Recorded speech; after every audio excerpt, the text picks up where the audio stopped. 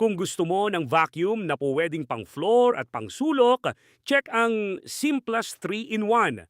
May hanggang 17 PA suction at pwedeng i-convert mula stick vacuum pasado papuntang handheld gamit ang 2-in-1 crevice nozzle. May floor head din para sa mabilisang linis sa bahay. 4 ang available na variants nito. Para sa mabilisang linis ng sahig, sofa o kotse, pwedeng option itong cordless wet and dry vacuum. Handheld ang main unit pero may extension poles at floor head para magamit din habang nakatayo. Kasama ang narrow nozzle, round brush, filter at dust cap na useful sa alikabok, mumo at masisikip na sulok. Kung kailangan mo ng vacuum na pwedeng pangsahig at pangsulok, tingnan ang Gabor 2-in-1. May push rod setup ito para gamitin ng nakatayo. Tapos pwedeng gawing handheld para sa sofa, hagdan at masisikip na area.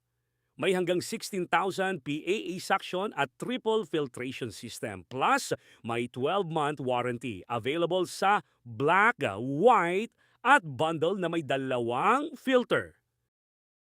Para sa sahig, sopa at kutsyon, flexible option itong 8-in-1 cordless vacuum. Pwede itong gamitin bilang stick o handheld cleaner. At may removable mop cloth para sa mabilisang punas pagkatapos mag-vacuum. May bed cleaning head din depende sa napiling package. May filter bundles at option na walang bed vacuum head. Kung mas gusto mo ng tuloy-tuloy na power kaysa maghintay mag-charge, check ang Dierma DX700 series.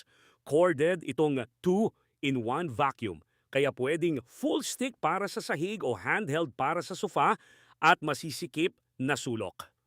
Ang DX700 ay may 600-watt motor, 800ml dust box, washable filter at 4.5-meter cord. May floor head, crevice nozzle at round brush din.